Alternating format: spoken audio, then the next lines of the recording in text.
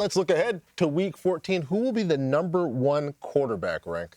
You know, it was a difficult decision because there's a lot of injured quarterbacks, but I'm going to go with Tua Tagovailoa. I really do believe that he's going to be the number one quarterback, partly because of when you look at the players around him with Tyreek Hill and Jalen Waddle, so much talent there, but really it's about how they're going to need to attack this Titans defense. The Titans have been pretty decent against the run this season, and you find more and more that these teams want to move the ball through the air against this team, which is a huge opportunity for Tua Tagovailoa. Of the 7 teams in the AFC who are in the playoffs right now, I think it's Tua and Lamar are the only guys who started this season as their starting quarterback. I'm pretty sure Patrick Mahomes did too.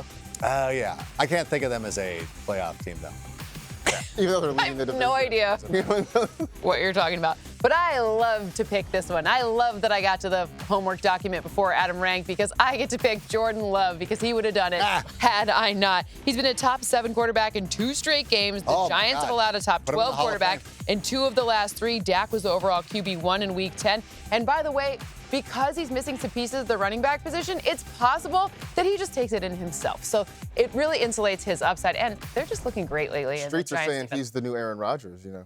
I'm not saying he's not the new Aaron Rodgers. The very high-profile host on this network who tweeted that out. I'm not a host, You know it's not me Rank. because You don't have to call. It wasn't you. I'm an analyst. I was thinking Balder. Oh, yourself? More Midwestern. Are you taking a humble brag? No. Cynthia says Definitely wasn't me. The lack of running backs might kind of change things for Jordan Love. Let's talk about the RB1 in Week 14. Who is it, Marcus? The RB1 in Week 14 is the RB1 in all of the weeks. It's Christian McCaffrey.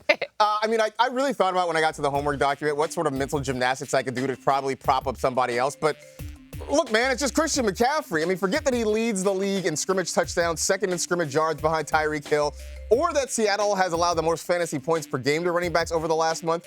Christian McCaffrey has straight up owned the Seahawks in his career. 4 games against Seattle, at least 130 yards in every game, at least 5 catches in every game, at least 1 touchdown in every game. He's actually had 2 touchdowns in 3 of the 4 games.